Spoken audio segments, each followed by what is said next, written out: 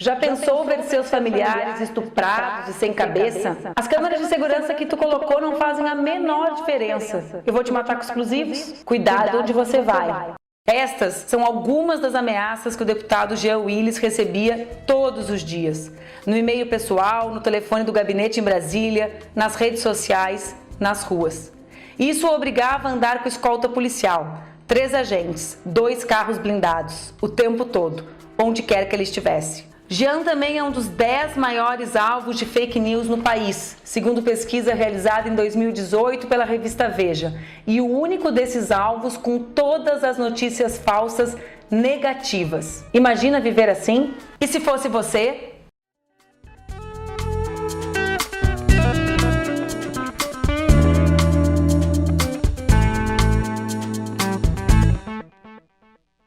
Jean Willis de Matos Santos é jornalista, escritor, professor universitário e também militante. Após sua vitoriosa participação no BBB 5, Jean Willis se candidatou a deputado federal em 2010, sendo eleito e reeleito por 2 vezes, em 2014 e 2018. Primeiro gay assumido a frequentar o Congresso Nacional na condição de deputado federal, Jean Willis abraçou causas muito importantes, como o debate sobre a legalização das drogas, do aborto e coordenava a Frente Parlamentar LGBT. Jean Willis se tornou uma das maiores vozes de defesa da diversidade e da liberdade no Brasil. Não à toa, em 2015, a revista britânica The Economist nomeou Jean uma das 50 personalidades que mais defendem a diversidade no mundo. Em 2012 e 2015, Jean foi escolhido o deputado que melhor representa a população no Congresso Nacional. A coragem de Jean ser exatamente quem é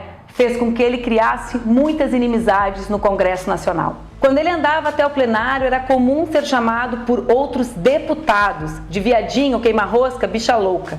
Ele evitava usar o banheiro compartilhado porque era só entrar para começar a ouvir piadinhas dos machões. Quem disse isso foi o ex-assessor de imprensa de Jean, Márcio Anastácio, em entrevista publicada ao site Jornalistas Livres. Quando se refere à sua atuação no Congresso, Jean gosta de usar uma passagem bíblica, de Davi e Golias. Eu tenho apenas um estilingue na mão.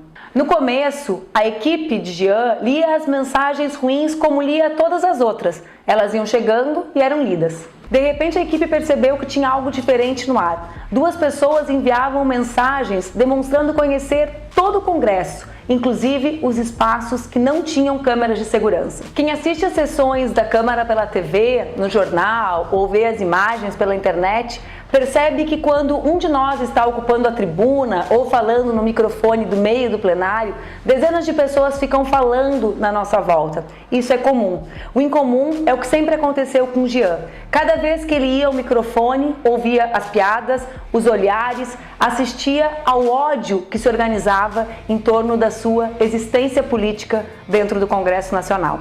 Em 2012, em uma operação chamada Intolerância, 2 das pessoas que ameaçavam permanentemente ao Jean foram presas. A denúncia, apologia à violência contra mulheres, nordestinos, negros, judeus e homossexuais. Com o passar dos anos, as ameaças pioraram, e muito. Diariamente, Jean era xingado, atacado e exposto. Mas o joga pedra na Geni nunca aconteceu por atitudes, fatos ou projetos de lei que Jean realmente tem apresentado no Congresso. Sim, Jean foi permanentemente atacado, xingado, constrangido nas ruas em torno de notícias falsas que circularam nas redes a partir de grupos conservadores, milicianos e alguns pastores evangélicos. Durante anos, Jean e seus familiares receberam inúmeras ameaças de morte. Jean não conseguiu que o Estado brasileiro garantisse a sua integridade física e a dos seus familiares. Mesmo o carro blindado e a equipe de segurança eram fornecidas pela Câmara dos Deputados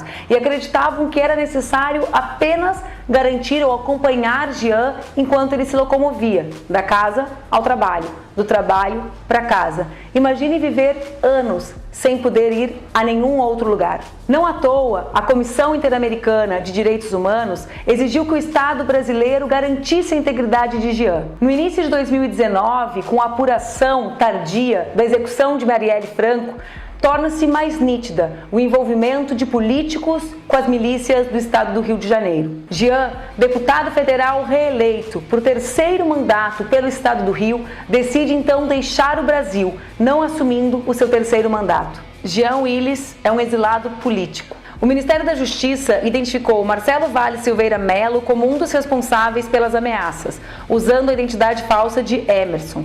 Mello é o criador da polêmica criptomoeda Bolsocoin, em homenagem a Jair Bolsonaro.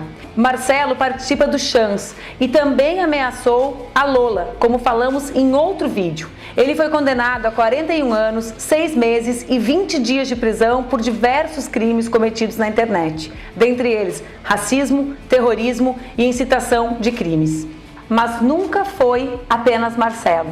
Jean chegou a derrubar mais de 400 perfis que continham notícias falsas e ameaças contra ele. Certamente você já ouviu falar no kit gay. Pois é, o kit gay nunca existiu, mas Jean, segundo as fake news, foi o criador do kit gay. Também inventaram que Jean queria revogar a Bíblia, que ele era namorado de Adélio, o homem que esfaqueou Jair Bolsonaro. As mentiras sobre Jean nunca cessaram. Os criminosos que inventam fake news não têm limites. Pode parecer engraçado, mas certa feita eles inventaram que Maria do Rosário era autora de um projeto que permitia que seres humanos se casassem com animais e que Jean era autor de uma emenda que permitia que o casamento entre as duas espécies também pudesse ser entre duas espécies do mesmo gênero. Ou seja, Maria do Rosário permitiria o casamento entre mulheres e cachorros e Jean entre mulheres e cadelas. Eu sei que pode parecer engraçado para você que nos assiste, mas isso fez com que centenas de pessoas agredissem Jean nas redes e nas ruas. A internet não é a criadora nem dos boatos e nem das mentiras. O que há de novo é a velocidade com que essas notícias falsas são compartilhadas e a forma como elas chegam sempre no destinatário correto. Talvez você pense, eu não recebi essa notícia. Claro, talvez você seja a pessoa que não acreditaria nessa notícia. Para disseminar as notícias falsas, eles associam duas questões tecnológicas. De um lado, os bots, perfis falsos que compartilham com alta velocidade aquela notícia, mas eles nunca compartilham para qualquer pessoa, sempre compartilham para quem tem a tendência de acreditar naquela informação mentirosa. E se fosse você? Como você viveria sendo humilhado, ultrajado apenas por ser quem é no seu ambiente de trabalho? Como você sobreviveria ao fato de ser xingado, atacado, constrangido nas redes e nas ruas por coisas e atitudes que você jamais teve na vida? Como você se sentiria se essa notícia falsa, que pode soar engraçada, fosse com a sua mãe, com o seu pai, com o seu melhor amigo? Você compartilharia sem checar? Jean, o meu querido amigo Jean, tem tatuado no peito: gente é para brilhar, não para morrer de fome. Quando você ouvir a entrevista que eu realizei com ele para o nosso podcast, vai entender por que o exílio de Jean é um ato de resistência e coragem. Nós precisamos de Jean vivo para o Brasil voltar a ser feliz.